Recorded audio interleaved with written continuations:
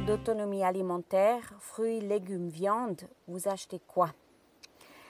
Alors, je pense au niveau alimentation, on essaye vraiment de cultiver un maximum. Donc les légumes, ça, c'est, je veux dire, voilà, c'est bon. Exactement. Les fruits, c'est plus ou moins bon, ça vient, ils sont jeunes, toutes nos plantes sont jeunes. Exactement. Après, on fait beaucoup d'échanges, on reçoit des fruits, mais autrement, on n'achète pas. Ouais.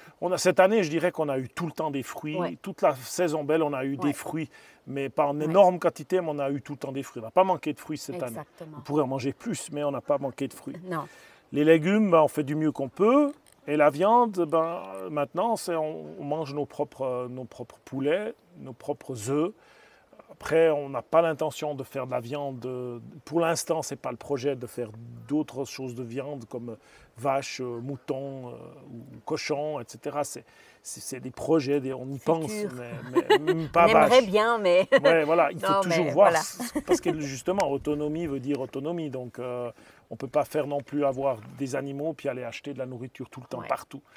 C'est déjà une sacrée aventure. On y va gentiment. On y va gentiment. Qu'est-ce qu'on va acheter? On a les produits laitiers. Les produits laitiers. Le lait, le fromage.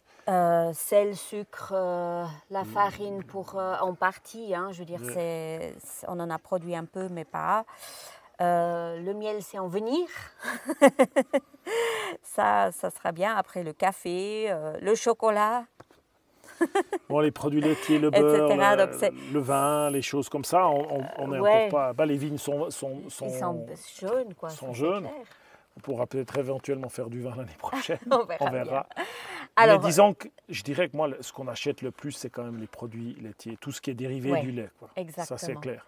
Et là, il nous faudrait une vache, mais... Oui, il faudrait une vache. Mais comment... Ici, le lait, c'est pas possible dans la région. C'est compliqué. C'est compliqué parce que pendant la période estivale, il manque du fourrage. Ouais, quoi. Mais voilà, ça, je dirais qu'on a déjà fait des repas où on a fait la remarque, tout vient de la ferme. Puis c'était des repas assez compliqués. Ouais. Tout vient de la ferme, mais il y a toujours la petite touche. Il y avait un bout de crème.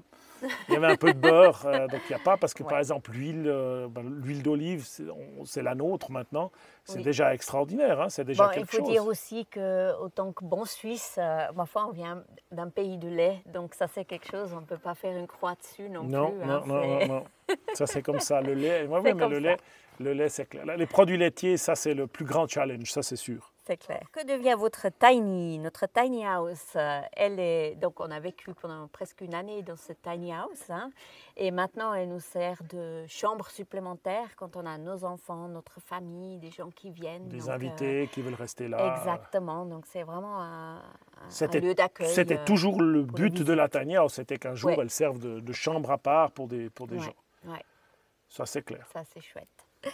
Voilà, on a équipé en fait d'un petit chauffage à gaz aussi. Pour l'hiver, pour l'hiver. Qui est très performant d'ailleurs. Ah, c'est super. Non, mais ça, si on avait eu ça le premier hiver, c'était mieux, parce que c'était à 4 la nuit. Mais bon, on vivait bien là-dedans. Ça a été. Mais voilà, maintenant, c'est un petit peu plus luxe pour les gens qui sont là pendant la période hivernale. Exactement. Pouvez-vous nous expliquer également où vous procurez-vous les graines de vos cultures au Portugal ou sur le net? Alors, nous produisons passablement de semences nous-mêmes, surtout depuis qu'on est là. On échange, on essaye de produire des semences avec aussi nos voisins, qui sont des experts dans le jardin. Donc, on fait aussi, par exemple, moi, j'ai fait 2 variétés de choux, elle en fait une, parce qu'elle n'a pas de jardin. Des tomates, on essaye vraiment de faire ça. Après, j'ai encore pas exploré tous les problèmes d'hybridation de certains légumes où je dois faire attention parce que je suis peut-être pas au clair avec tout ce que les insectes ici sont capables de faire. Donc, pour l'instant, je croise les doigts, ça se passe bien, mais il va falloir que je prenne certaines dispositions. Faire des semences, c'est tout un art à côté du jardin. Ouais. Et puis après ça, au Portugal, il y a beaucoup de jardinier. semences. Alors ça, par exemple, c'est quelque chose qui est bon marché. Ce sont les plantains et les semences. On peut se fournir Alors ça, face. ouais. Alors ça, c'est sûr. Ouais. Et les semences, il y a beaucoup de choix. Il y a soit dans Jardinerie, les vous jardineries, trouvez, ouais. vous trouvez beaucoup de choses, mais vous n'êtes pas sûr qu'elles sont non effins ou etc. Oui, mais Sinon, il par y a exemple, aussi, Sementas Vivas, voilà, qui est un semencier local d'ici, donc qui fait des semences bio et puis reproductibles. Donc ça, c'est vraiment super. Ça, c'est l'autre Ouais. chose. Puis ensuite, hors du Portugal, ben, je suis toujours à la recherche de certaines choses particulières. Ça m'arrive de faire... bon, maintenant, c'est très rare, mais ça m'est arrivé de commander, même jusqu'aux États-Unis, certaines choses, parce qu'il n'y a que là que je trouvais. Sinon, ça peut être Cocopelli, Biogerm, ça peut être en Suisse Zollinger, Sativa, ça dépend. Mais maintenant, c'est clair, je ne fais pas toutes des petites commandes partagées. J'essaye de grouper avec des gens ou des amis qui commandent en Suisse. Voilà. Parce que ça coûte aussi de faire des commandes qui vont partout. Puis j'ai essayé cette année Beaumont, parce que j'avais besoin de quelque chose qu'ils avaient eux. Et je dois dire qu'ils sont assez généreux en quantité de graines. Ils disent si c'est reproductible. Et le taux de germination de ce que j'ai reçu, il n'y a rien à redire. Ouais. Alors voilà. Ouais. Après, on a eu plusieurs fois la question si on pouvait se fournir quelqu'un demande s'il peut avoir nos semences, si c'est possible d'acheter des semences chez nous, vendez-vous des semences, etc. Alors, en principe, on a déjà des gens qui ont été intéressés, donc ils nous contactent par mail, hein, l'artdufaimaison@gmail.com. Donc, vous pouvez nous contacter, nous laisser votre adresse. Et puis, en règle générale, en fonction avec un don, comme vous avez entendu, hein, l'envoi par poste est maintenant devenu très cher. Alors, franchement, donc ça, c'est quelque chose qu'on ne peut plus faire gratuitement, ça c'est clair. Il faut au moins couvrir les frais de la poste et puis notre travail, ça c'est clair. Nous, on ne veut pas imposer un prix, mais les gens, ils nous font en principe un don sur Tipeee ou par PayPal ou je ne sais pas. Ouais. Donc ça, c'est une possibilité. Alors après, les semences aussi, ce que moi j'essaye de faire, c'est développer des choses, des particularités que justement on ne peut pas éventuellement trouver ailleurs. Il y avait notamment eu, maintenant il y a cette salade là qu'on a découvert ici qui est extraordinaire, qui n'existe plus à nulle part puisqu'elle a été oubliée. Déjà la personne qui l'a gardée l'avait reçue d'une personne, qui l'avait reçue d'une personne, donc ça fait déjà plusieurs générations que cette salade elle a plus de nom. Elle est vraiment géniale, c'est une salade à plucher qui dure, qui grandit et qui donne. Extra. Alors voilà, c'est un peu le but, mais disons, ça sort un peu hors sujet là, de la vidéo. Alors, concernant le séchage des herbes, bonjour, comment séchez-vous vos herbes, fruits et légumes, notamment celles que vous utilisez dans vos sels aromatisés et épices? Alors ça, on a déjà abordé dans plusieurs vidéos, je pense. Je peux dire, ici au Portugal, on a vraiment de la chance qu'on a une hygrométrie en été qui est relativement basse. Hein. Je veux dire, on a on peut le dire. 20, en dessous de 20 des fois. Dans la journée, entre 15 et 30 ou entre 10 et 30% d'humidité, ça varie vraiment, mais durant l'été en tout cas. Et là, on a de la chance qu'on peut beaucoup sécher des choses à l'air libre. Hein. Alors, soit à l'ombre pour certaines choses, on ne veut pas tout développer, soit au soleil pour ce qui est des fruits, des tomates. En principe, on peut différencier trois catégories. Il y a les herbes aromatiques qu'on peut soit mettre en bokeh ou sur des claies dans un endroit frais, dans un endroit ventilé. Vrai, il n'y a pas. Chaud, ventilé et à l'ombre, hein, ça c'est clair. Ça sèche relativement vite. Après, on a tout ce qui est piment, paprika, qu'on pique sur un fil, qu'on sèche à l'air aussi. À l'ombre, parce que le soleil, sinon, c'est la couleur disparaît partout. Ou qu'on peut couper en petits morceaux aussi, hein, ça c'est sûr. L'ail, oignon, poireaux, tout ça, ou des sels de légumes, etc. Tout ça, c'est à l'ombre, comme les herbes aromatiques, hein, dans un endroit ventilé, ombragé.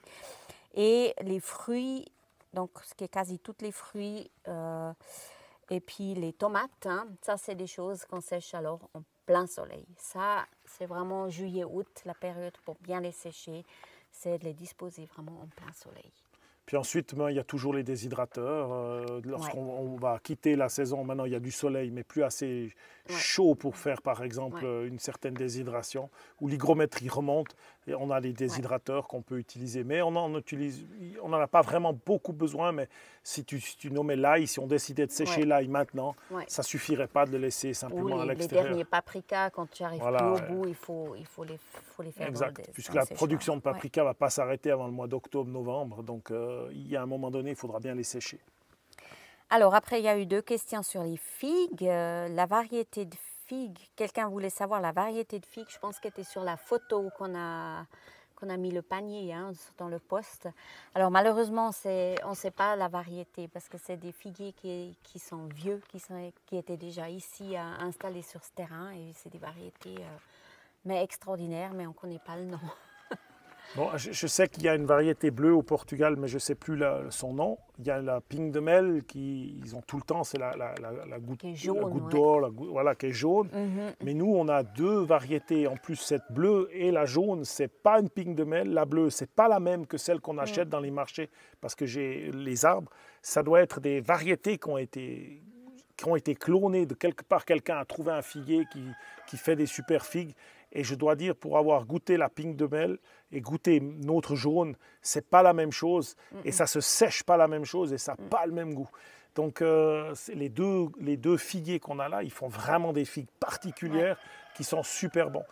Alors après ça, on a beaucoup de variétés différentes qu'on a ramenées. La Bornholm, donc la Dalmatie, c'est une du Nord. On a la Perretal, la Gris Olivette, la Ronde de Bordeaux ou Rouge de Bordeaux. Je crois que c'est Ronde de Bordeaux. On a encore, j'ai encore d'autres, j'ai des variétés sauvages que mon frère m'avait données de Provence. Donc on n'a pas seulement de variétés et elles sont toutes auto-fertiles. On n'a aucune variété qui a besoin d'un figuier mâle pour faire des figues. Donc elles sont toutes auto-fertiles. Avez-vous filmé la taille des oliviers? Sinon, quelques conseils seraient les bienvenus. J'en ai plein à tailler en hiver, Serra de Gardounia. Alors, la taille des oliviers, on n'a pas encore fait parce qu'on est en train d'apprendre aussi. Ça, c'est, je pense qu'on peut dire. De s'inspirer et d'apprendre, de s'inspirer de la méthode d'ici, de la méthode d'ailleurs, parce qu'il y a, disons, c'est pas toujours simple de tailler un olivier, c'est pas trop compliqué, mais c'est vigous, ça. Ils ont bien réagi à notre taille, je dois dire. Certains ont été taillés très fortement, certains moins. Je pense que ça, c'est un sujet, on va certainement sortir une vidéo. Pendant cette saison. Je crois que cette saison, il y aura beaucoup à tailler. Donc, on va faire quelque chose. Tu as raison. Exactement. Est-il possible d'avoir un peu plus de détails sur la lactofermentation des olives? Après 9 mois de lactofermentation, elles sont toujours amères. Peut-on ajouter des aromates ou autres pour améliorer cette amertume?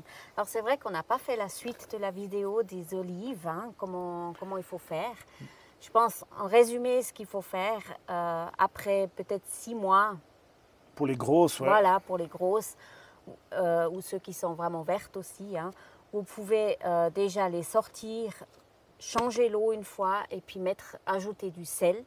Et puis après, vous goûtez vraiment chaque semaine. Peut-être rechanger l'eau une fois.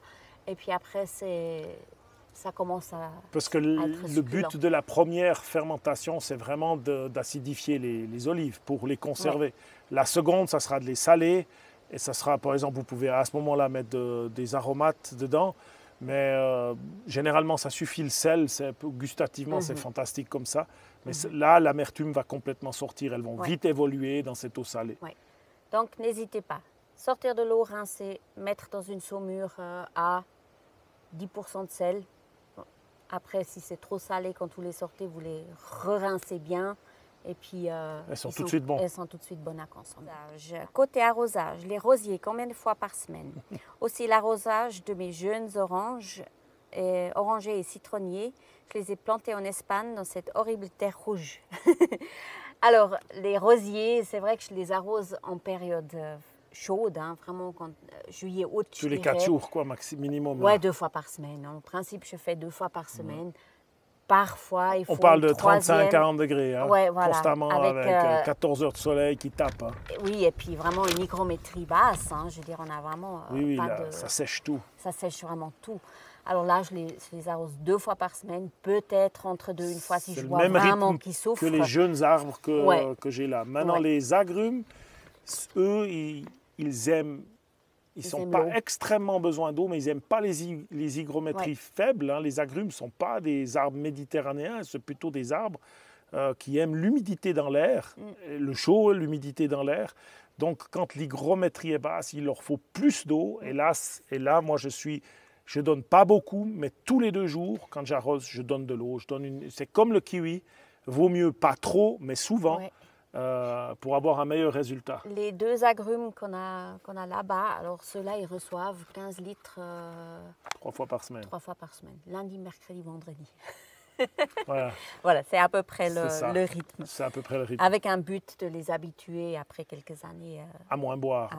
Non, pas à moins boire, à avoir des racines plus profondes. Avoir des racines, oui, à moins donner d'eau. Mais voilà, l'hygrométrie basse, c'est pas bon pour les agrumes. Concernant la mineuse de la tomate, avez-vous trouvé un remède efficace? Oui et non. Oui, non. Alors, l'année numéro 1 a été difficile. L'année numéro 2 a été catastrophique parce qu'il y a eu une explosion de la mineuse. Et ce qu'on a remarqué après, c'est que voilà, le piège à phéromones, c'est bien. Il faut les mettre plus vite. Et si vous avez des mineuses, ce qu'il faut faire, c'est une lutte mécanique. Il vaut mieux couper dès la première piqûre la feuille qui contient la piqûre, parce que le verre qui tombe, le verre qui va sécher dans cette feuille, ça va être une génération qui ne va pas venir. Et c'est seulement comme ça, entre les pièges et vraiment une lutte mécanique régulière. Au début, on avait eu l'infestation énorme. Les tomates qui sont revenues ont continué de se faire piquer. On a lutté, coupé. Et maintenant, on a plus beaucoup. On a vraiment maîtrisé. Mais ça veut dire l'explosion là. Hein. Une observation du feuillage accru. Alors si vous avez 250 tomates, c'est pas la même chose. Non. Mais si vous êtes comme nous avec une centaine de tomatiers ou moins, c'est possible d'observer les feuilles. Donc les conclusions qu'on a tirées pour l'année prochaine, c'est qu'on plante les tomatiers et on installe quasi directement les pièges à phéromones, ou en tout cas à la première piqûre qu'on voit. Hein. À la première piqûre, oui. C'est trop tard. Mais non, parce qu'en janvier, elles ne sont pas là quand même. À Noël, il n'y a pas de... février, il faut installer ce piège. Exact, direct, et puis il faut surtout observer les feuilles. À la première piqûre, il faut tout de suite couper et agir. Et il faut lutter, voilà, c'est 2 choses, hein, lutte phéromone et la lutte mécanique. Ça ne sert à rien d'essayer d'ouvrir les feuilles, chercher, il faut couper, sécher, elles meurent. Après, il semblerait que le bacille thuringiensis ait une efficacité aussi, hein, donc ça peut être quelque chose en plus. Mais le thuringiensis de base, celui qu'on a, à mon avis, ne fait pas. Je sais que maintenant, Bio Andermatt, qui est une entreprise qui travaille beaucoup avec le bacille de thuringiensis, notamment pour le doryphore. C'est un thuringiensis spécial. Ils ont sorti quelque chose pour la mineuse de la tomate. J'ai juste vu, les prix exorbitants, mais j'ai juste vu que ça existe.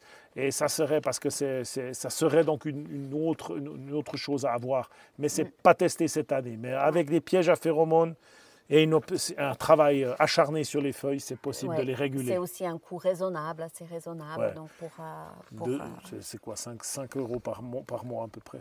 Il faut un piège tous les 2 semaines. On a posé en fait 2 pièges pour nos tomatiers et on a veillé de le changer tous les 4 semaines, mais en quinconce, toujours 2 semaines, on change celui-là, 2 semaines, on change celui-là, comme ça, un piège dure 4 semaines et on a une bonne couverture sur ces pièges. Exact. Voilà. Mais ça a quand même ruiné notre saison de tomates. Oui, ça c'est sûr. Oui. Les ustensiles indispensables pour une autonomie. Alors là, il y en a tellement et ça fait longtemps qu'on voulait faire une vidéo là-dessus parce qu'on m'a posé la question sur les moulins, qu'est-ce que je fais avec? Alors on va revenir dans une vidéo sur ce sujet-là parce que ce serait trop long de développer là. Voilà. Ensuite, en dernier, je dirais qu'on a eu un souhait. Donc, quelqu'un qui voulait plus de recettes avec l'autoclave. Hein? Alors oui, on en fera, ça c'est sûr, ça va venir, donc ça c'est tout bon. Et puis après, il y avait d'autres questions, des conseils un peu directs, etc. Ça, on s'est dit, on va directement vous répondre sur les commentaires parce que voilà, je pensais que ça... Ça concerne plus une question très spécifique. Exactement. On arrive au bout, on a fait le tour des questions. J'espère que cette vidéo vous a plu, que vous avez trouvé vos réponses. Elle était assez longue en tout cas. Et puis, on vous souhaite une toute bonne semaine. Et à la prochaine. Au revoir. Et à tout bientôt. Au revoir, à tout Bonne bientôt. semaine. Au revoir.